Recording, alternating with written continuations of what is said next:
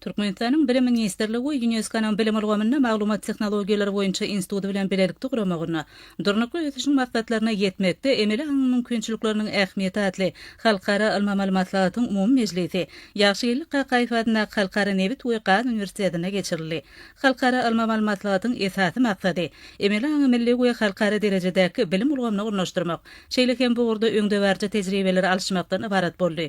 Halkara ilmi maglumatlarynda UNESCO-nyň wekilleri, halkara bilermenleri, Türkmenistanyň Bilim Ministrliginiň hünärmenleri, ýokary mekdepleriniň alymlary we mugallimleri öz çykyşlary bilen işçen gatnaşdylar. Umumy mejlisiň işinden soňra maslahat öz işini bölümlerde dowam etdi. Maslahatyň emeli inkluziw we ýokary hili bilim bermekde tutýan ýeratly bölümi Türkmenistanyň Telekommunikasiýa we Informatika Institutyna, bilimi we okuw dolandyrmakda emeli getirgen üýtgetmeler adly bölümi Matmul adyna Türkmen Döwlet Uniwersitetine, mugallimler we talipler emeli boýunça başarnyklaryny ösdürmek adly, şeýlekem emeli şahsylaşdyrylan okuwlarda we bilim gurşawyna mümkinçilikler adly bölümler bolsa, ýagşylyk Qaqaýewadyna Halkara Nebit Uýgan Uniwersitetine üstünlükli geçirildi.